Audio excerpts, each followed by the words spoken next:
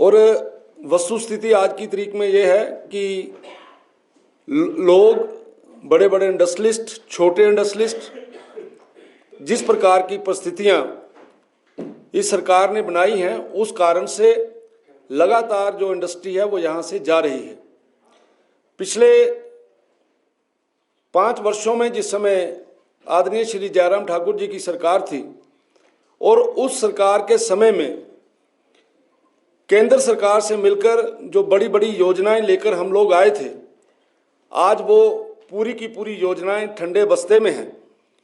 सरकार ने जिस प्रकार के पॉलिसीज और प्रोग्राम इंडस्ट्री के लिए दिए हैं, उसके कारण से जो इंडस्ट्री है वो बैकफुट पे चली गई है।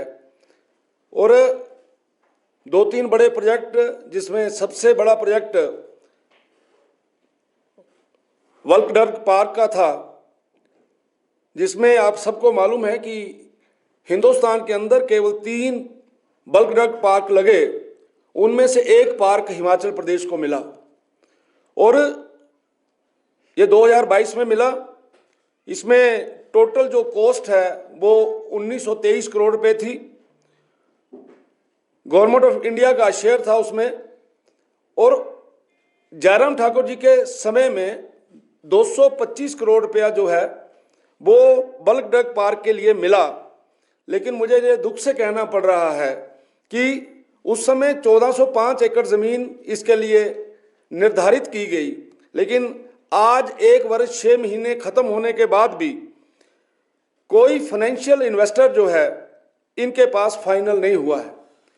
ये परिस्थितियां उस समय बनती है जिस समय प्रदेश के अंदर काम कर रही सरकार ऐसे प्रोजेक्टों के प्रति उदासीन होती है।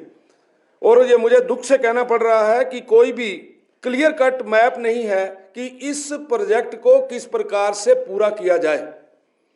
अगर ये प्रोजेक्ट हिमाचल प्रदेश में लगता तो इससे हजारों नौजवानों को रोजगार मिलना था। और ये जो बोलते हैं कि हम नौजवानों को रोजगार देंगे, ये सबसे पहली एक ऐसी कड़ी आपको देखने में मिलेगी जिसमें मुझे ऐसा लगता है कि आने वाले समय में हमें ये ना सुनना पड़े कि वल्कडर्ग पार्क जो है वो हिमाचल प्रदेश से चला गया। जिस प्रकार से सरकार का दृष्टिकोण है, जिस प्रकार से सरकार सोच रही है, तो मुझे ऐसा लगता है कि एक बहुत बड़ा नुकसान जो है वो हिमाचल प्रदेश को होगा। मेडिकल डिवाइस पार्क लाया गया था फरवरी 2021 में। उस प्रोजेक्ट की टोटल कॉस्ट जो थी वो 350 करोड़ रुपया थी। उसमें 100 करोड़ रुपया जो है वो हमें गवर्नमेंट ऑफ इंडिया से मिलना था, और जो 250 करोड़ स्टेट का शेयर था, जिसमें ज़मीन और उसके साथ साथ जो बाकी फाइनेंशियल एडजस्टमेंट्स थी वो गवर्नमेंट जो हिमाचल प्रदेश सरकार ने देनी थी। और आपके ध्यान में रहे कि लगभग 30 करोड़ रुपया सेंटर ने उस समय, जिस समय बीजेपी की सरकार थी, उस समय दिया। और सब्जेक्ट टू द कंडीशन था इसमें कि जब इंफ्रास्ट्रक्चर डेवलपमेंट होगी तो उसके बाद जो है वो 70 करोड़ रुपया जो है वो गवर्नमेंट ऑफ इंडिया देगी। लेकिन मुझे ये दुख से कहना पड़ रहा है कि 1 वर्ष 6 महीने बीत जाने के बाद इस प्रोजेक्ट के ऊपर किसी भी प्रकार का कोई काम नहीं हुआ है। हालात ये हैं कि जिन ठेकेदारों ने वहां पे काम किया है उन ठेकेदारों को पेमेंट्स नहीं दी जा रही। उन ठेकेदारों ने गवर्नमेंट को लीगल नोटिस दे दिया है। तो ये बड़े दुख का विषय है कि 2 बड़े प्रोजेक्ट हिमाचल प्रदेश में, जिसके कारण से हिमाचल प्रदेश का नौजवान अपने पैरों पे खड़ा होता। हिमाचल प्रदेश के अंदर जिस प्रकार से इंडस्ट्रियल ग्रोथ पिछले 5 वर्षों में चल रही थी, उसको पूर्ण रूप से इन्होंने रोक दिया है।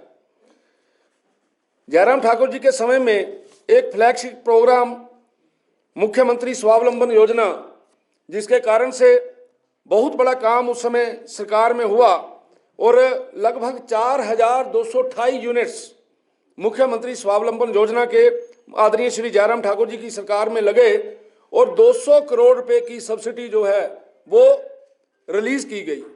आज स्थिति ये है कि मुख्यमंत्री स्वावलंबन योजना लगभग समाप्त कर दी गई है। गला घोट दिया है इस योजना का। इस योजना के कारण से नौजवान मित्र 1 करोड़ रुपए तक जो है वो कोई प्रोजेक्ट लगा सकते थे, जिसमें एक अच्छा अमाउंट जो सब्सिडी का मिलता था। लेकिन अभी मुझे पता चला है कि 200 करोड़ रुपए की लाइबिलिटी जो है वो इस योजना की जो है वो पेंडेंसी है, वो पड़ी हुई है। और मेरे पास 2 जिलों के मैंने पता किए कि 150 के करीब जो केसेस हैं जो ऊना के पेंडिंग पड़े हैं। 8 करोड़ रुपए की सब्सिडी नौजवान बच्चों की फंसी हुई है। इसी प्रकार से कांगड़ा के अंदर 320 केसेस जो हैं वो पेंडिंग है। 12 करोड़ रुपए की जो सब्सिडी है वो वहां पर भी जो है वो फंसी हुई है। यानी एक ऐसी योजना जिसके कारण से हर व्यक्ति को, नौजवान को अपने पैरों पे खड़ा होने के लिए बहुत ही अच्छा एक फ्लैगशिप प्रोग्राम था। और मुझे बड़े दुख से कहना पड़ रहा है कि सरकार की नाकामियों, नालायकियों के कारण से ये जो योजना है ये योजना बंद हो गई।